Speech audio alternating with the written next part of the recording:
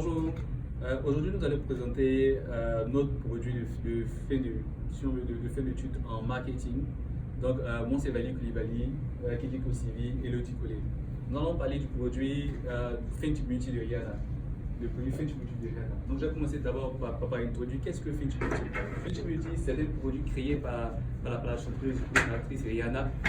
Dans le but de pouvoir donner une panoplie de fond de teint, une panoplie de gamme de fond de teint aux jeunes dames, pour qu'elles puissent se sentir plus épanouies et à l'aise. Donc il faut dire que quotidiennement, les fonds de teint rentrent dans la vie quotidienne de chaque femme.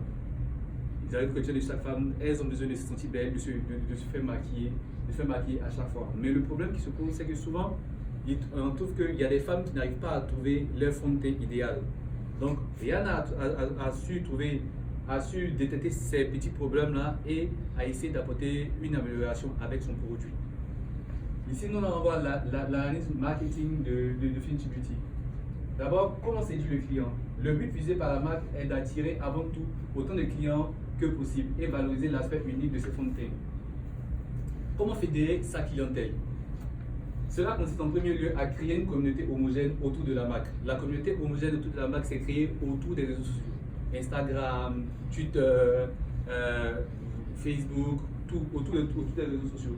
Et à mettre en place un système de communication solide autour duquel les acteurs peuvent interagir et partager images, vidéos, les effets de fond de teint. Parce qu'elle a beaucoup joué sur ça. Elle a joué sur les petites vidéos qu'on poste sur les réseaux sociaux, qu'on appelle les teasers. Elle a beaucoup joué sur ça. Et avec son nombre d'abonnés qu'elle a, ça fait qu'il y avait un engouement pour la marque, un engouement pour pouvoir acheter, pour pouvoir voir le produit, bien avant même que le produit ne sorte. Ici, on a la situation actuelle du marketing.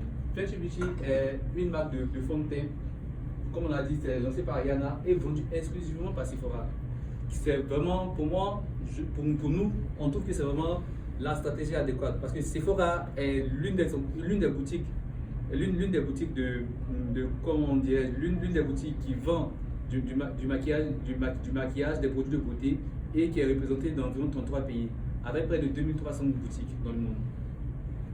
Donc son lancement a créé simultanément, bon, si on veut, comme on a dit, il a été présenté simultanément au lancement du produit. Sephora a permis qu'il soit présenté simultanément en même temps dans 17 pays et dans 1620 magasins. On va passer à la situation, à la problématique institutionnelle et objectif. Ok, moi je vais parler de la problématique institutionnelle et objectif. Le marché des produits cosmétiques et plus spécialement le marché du maquillage est un marché vaste, mais difficile d'accès. Pour se lancer dans ce monde de produits cosmétiques, il faut avoir un plan stratégique et un système d'approche pour pouvoir accéder à ce marché. Rihanna, au début de son truc, avec des concurrences de taille, comme la société de Kim Kardashian et de sa sœur Kylie Cosmétique. La question qu'on se pose, c'est que comment Rihanna a su se introduire dans ce marché très dense.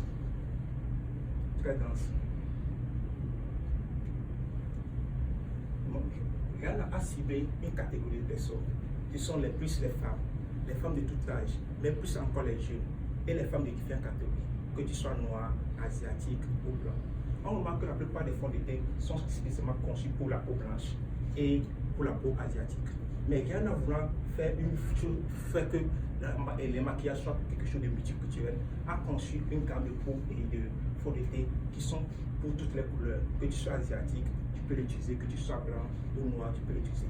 Les noirs ont le fond de teint adapté à eux, mais dans le coffret de maquillage que Rihanna a conçu, on peut trouver tous les fonds de teint. Le positionnement, porter le consommateur et le positionnement. On voit un critère socio-démographique. Le critère socio-démographique ici est défini par la génération XY. C'est plus les jeunes qui sont plus attirés par les réseaux sociaux, qui sont surtout sur les réseaux sociaux, qui ont la possibilité de voir la manière dont le truc se passe. Le critère de comportement d'achat.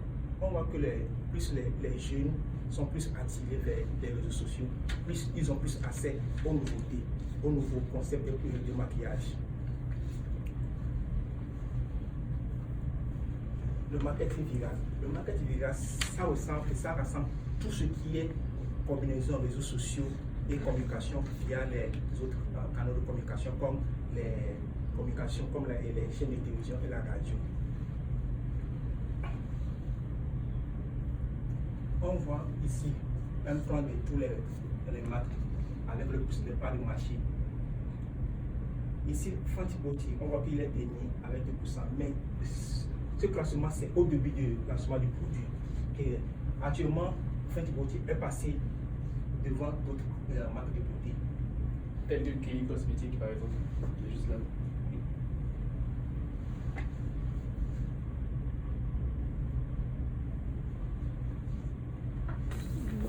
Je vais laisser Elodie parler du marketing ici. Ok, parlons du plan marketing mixte. Nous avons ici le produit, la distribution, le prix et la communication. Le produit. Après une étude de 2 ans avec un groupe de chimistes, notre SAR a mis en place un produit du nom de Fenty Beauty avec plus de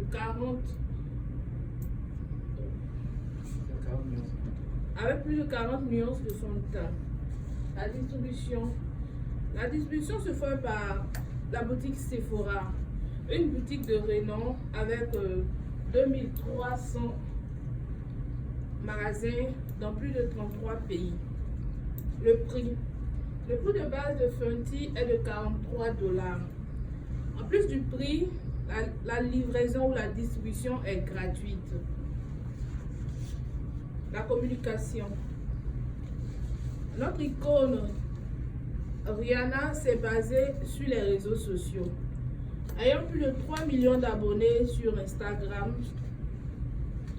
Rihanna a su conquérir le cœur de la jeunesse dans le domaine de la beauté ou voire dans le domaine du maquillage. Oui, c'est bon. Et puis, il faut juste ajouter que en communication, elle a bénéficié surtout de l'influence de Sephora. Sephora qui était déjà une grande marque déjà de vente de boutiques, de vente de maquillage et qui a déjà son public. Donc quand elle a lancé son produit avec Sephora, elle a déjà bénéficié de la clientèle de Sephora et du visuel de Sephora. Ce qui vraiment a permis à sa marque de vraiment d'atteindre des ampleurs énormes en moins de 2 ans. Maintenant, pour conclure, tout au long de l'élaboration de notre projet, nous avons mis en pratique tout ce que nous avons appris au cours du marketing, y compris comment faire le marketing, la stratégie, la communication, la distribution et les différents canaux de distribution. Nous avons comparé les différents lancements des startups, les différentes stratégies de marketing qu'ils ont utilisées. La stratégie de marketing de lancer utilisée par Rihanna est différente de celle utilisée par Kylie. Mais tout se ressemble dans pour les jeux startups dont la stratégie est spécialement focalisée sur le net. La question qu'on peut se poser, c'est que pour un lancement d'un produit quelconque, doit-on se focaliser sur le net pour faire la promotion de ce produit? Est-ce qu'un système viral, un système adapté à tout produit?